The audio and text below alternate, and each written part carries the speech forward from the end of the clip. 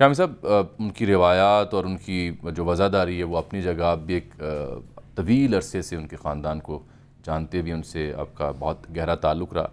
آج جو ہے سب افسردہ لگے ہیں بہت زیادہ، اور انہوں نے باتوں باتوں میں یہ ملاقات کی دعوت بھی دی پرویز الہی صاحب کو کہ ان کا اپنا گھر ہے، ایک طرف میرا کمرہ ہے، دوسری طرف ان کا کمرہ ہے. پھر کوئی ماضی کے واقعات بھی کہ عمران خان صاحب سے جب ملاقات ہوئی تو وہ صالح صاحب کو وزارت دینا چاہتے تھے، مونس کو نہیں دینا چاہتے تھے، لیکن وہ بضد رہے کہ نہیں انہیں کو اب دیں.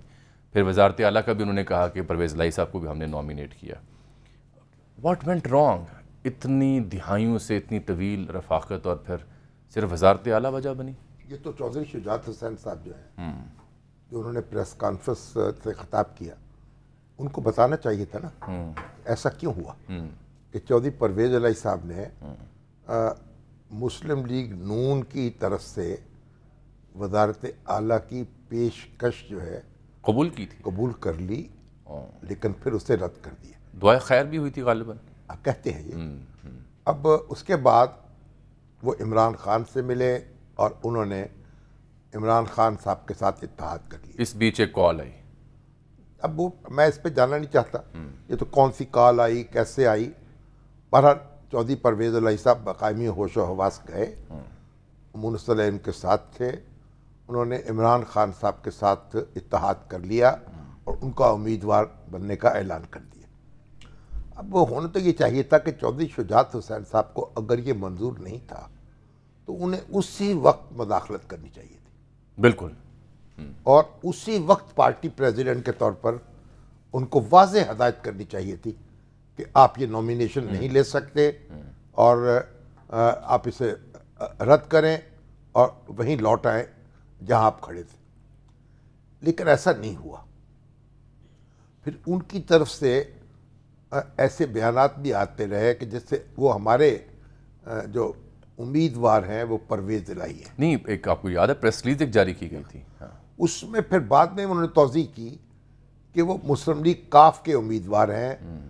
اور دیکھیے، جو بھی آپ نقطہ افرینی کریں، اور چودھری شجاعت حسین جو ہے نا، ان کی شہرت ایک کھرے آدمی کی ہے، وقت کے پابند ہیں اور سچی بات کہتے ہیں اور لوگ ان کا احترام کرتے ہیں. اس حوالے سے ان کے مخالف بھی. اب مگر اس معاملے میں اب ان کی بیماری جو ہے وہ آڑے آئی ہے. ایسا معاملہ ہوا ہے کہ میں سمجھتا ہوں جب ان کو جس وقت انٹرونشن کرنی چاہیے تھی اس وقت نہیں ہوئی، دیر سے ہوئی. اور پھر وہ خط جب ان کو اس طرح سے سنبھالنا آیا چاہیے تھا ڈپٹی اسپیکر کے پاس، جیسے خط جس ان حالات اب میں وہ آیا. خط جیسے گیا اور پھر ان کی پارلیمانی پارٹی پوری جو تھی اس نے اسے مسترد کر دیا. اب وہ کہہ رہے ہیں کہ جی میں آئین میں تبدیلی کرنا چاہتا ہوں، لیکن کیا تبدیلی ہے یہ انہوں نے واضح نہیں کیا. پرویز الہی صاحب جو تھے انہوں نے ایک اجلاس بلایا اور اس سے چودھری شجاعت حسین صاحب کو مسلم لیگ کی صدارت سے الگ کر دیا. یہ اور بات ہے ناظرین کہ جو پاکستان مسلم لیگ قاف کی ویب سائٹ ہے اس پر ابھی بھی ان کی تصویر اور پریزیڈنٹ انہیں کو لکھا گیا ہے. البتہ قاف لیگ کا اگر آپ آئین ڈھونڈنے کی کوشش کریں اس ویب سائٹ میں تو وہ نہیں ملتا. طارق بشیر چیمہ جو ہیں وہ سیکرٹری جنرل ہے پارٹی کے، ان کو بھی الگ کر دیا گیا اور ابھی اعلان کیا گیا ہے کہ نیا صدر چنا جائے گا.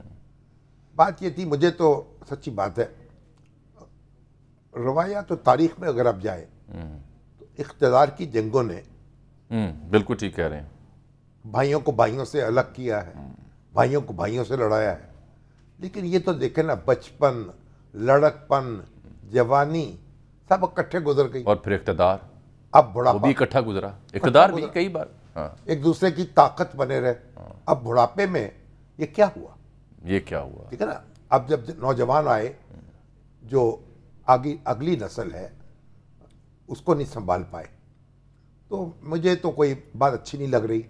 چودھری شجاعت حسین صاحب نے بھی آج جو باتیں کی ہیں مجھے سمجھ نہیں آیا کیا کہنا چاہ رہے تھے. آئین میں تبدیلی کرنا چاہتے ہیں نہیں. کچھ معیشت میں بول رہے ہیں کہ تمام سیاستدان ذمہ دار معیشت جہاں تک کہاں پہنچی اور پھر صورتحال میں آرمی چیف کو فون کرنا پڑا امریکہ میں. آرمی چیف کو وزیر اعظم نے کہا تو انہوں نے فون کیا نا، اور پھر خان صاحب نے اس پہ تنقید کی. عمران خان صاحب کے کہنے پر بھی وہ بہت سے کام کرتے تھے، پیسے اکٹھے کر کے لاتے تھے مشرق وسطیٰ سے بھی، چین سے بھی. تو یہ ایک جو عادت ہے وہ تو ڈالی ہے نا عمران خان صاحب نے. खुदा काश ऐसा ना होता और आर्मी चीफ ये फ़ोन भी ना करते, मगर ऐसा हुआ है और ये ज़रूरत है। इसका कोई आप क्या कहेंगे, वज़ीर आज़म से बालातर तो काम नहीं किया ना, उनसे पूछ के किया, उनकी बल्कि कहने पे किया। मगर मेरी गुजारिश ये है कि ये दोनों भाई जो हैं क्या करें, एक कमरे में बंद हो जाए अकेले और फैसला कर लें। ये ऐसी सियासत जो है उससे क्या फ़ायदा, रिटायरमेंट ले लें।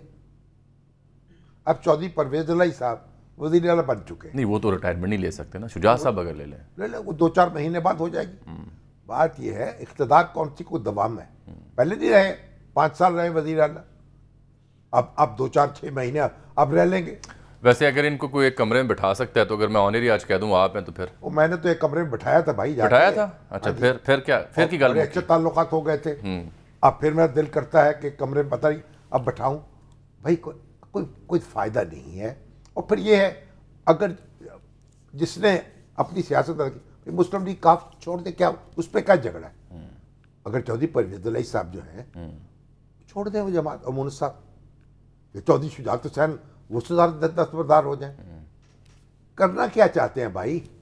एक तो पहले जमात जो है जितनी बड़ी जमात रह गई आपको पता है, सिमट गई है। उसके बाद उसके टुकड़े करने से क्या हासिल होगा?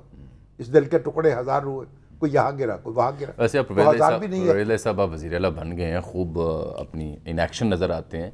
क्या ये अच्छा हो कि अब जब चौधरी साहब ने आज ये कहा है, शुजात साहब ने, कि डायलॉग के लिए किसी को 2 सीढ़ियाँ ऊपर चढ़नी पड़ती हैं और किसी को 2 सीढ़ियाँ नीचे आनी पड़ती हैं, तो 2 सीढ़ियाँ चौधरी साहब वज़ारत आला से उतर के उनके तक चले जाए। आप चौधरी परवेज़ इलाही पे वो वज़ीर आला बन गए ना, अब उनकी जिम्मेदारी है कि वो चौधरी शुजात के पास जाएं। जब वो कह रहे हैं कि जी मेरे पास आ जाएं, दावत दे रहे हैं, मामला तय कर लें।